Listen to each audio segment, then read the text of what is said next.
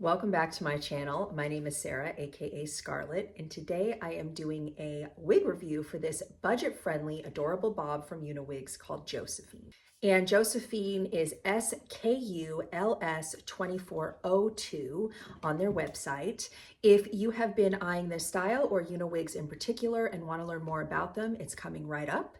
And as always, please hit that bell, give me a thumbs up, subscribe to my channel, and let's get started.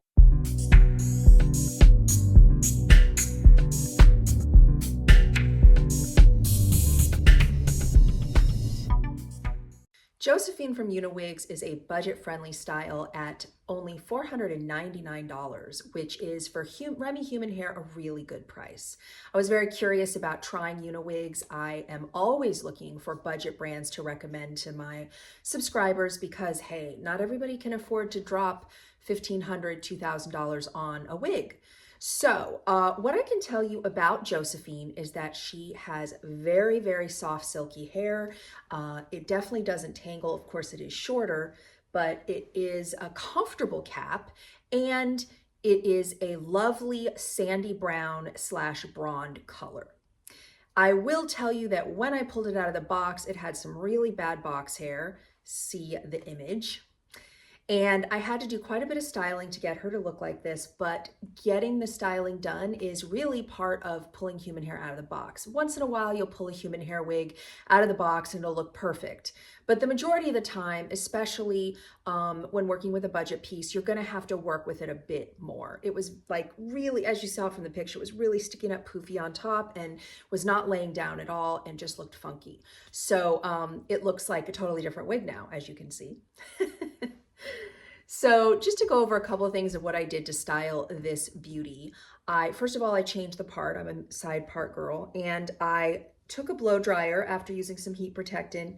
And I took sections at the top and I blew it going in the down motion on each side to kind of flatten the return hairs. I also added scar tape and powder to the part line.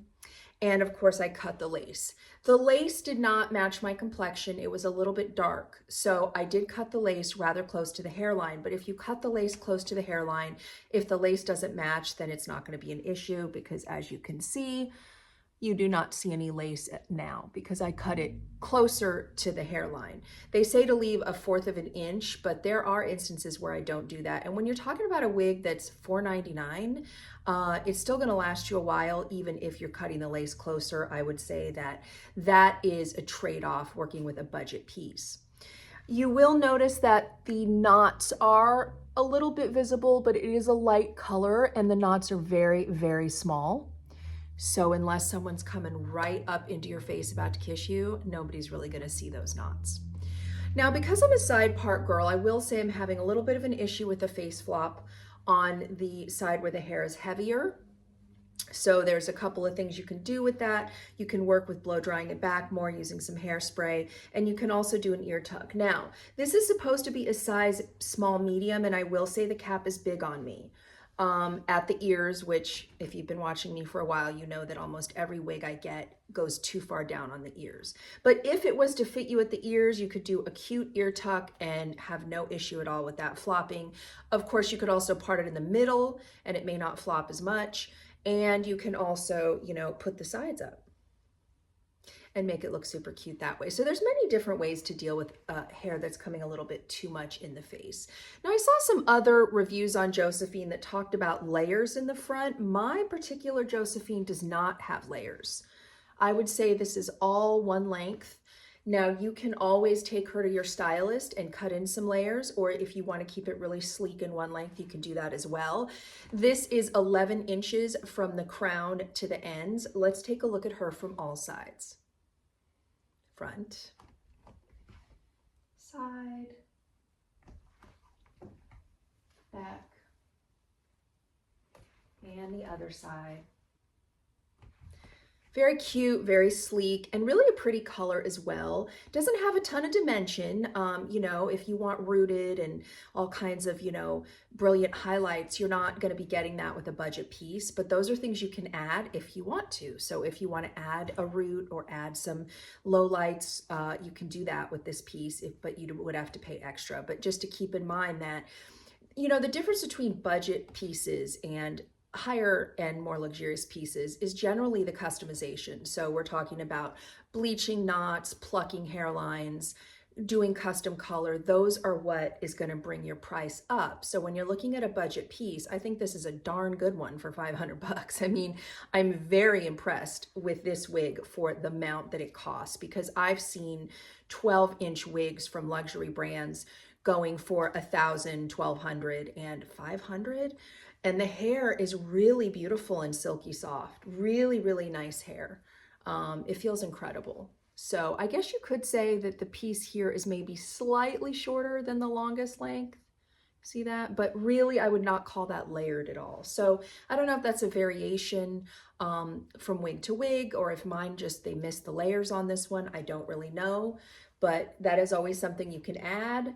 Or you can always contact Uniwigs and ask them, is this a layered wig or is it all one length? Because mine's all one length, but others I've seen have been layered. So I'm not really sure how that works. And you can always contact them and ask them the question. So this color again is a sandy brown. It is a very pretty light brown, and it does have a little bit of dimension. I would say like a little bit of a highlight effect, not a root. It is snowing today, and I had to make content. It was a content day. So regardless of whether it's snowing or not, the best light that I can get for you is always in front of my slider. But I'm not going to be going outside. But this is my best lighting, always. You guys have watched me for a while. I say that in every video, is in front of my slider. So you can see it's a light brown, and you do have just the slightest bit of dimension of almost like a dark blonde highlight. You can see just a bit of dimension there. It's a very pretty, natural looking color. I mean, 500 bucks? Come on, like. And actually, you can get it for even less than that, because I have a code. It is Sarah S15. I don't know how much it is with the code, but it's less than $500, which is insane for Remy human hair. It's insane.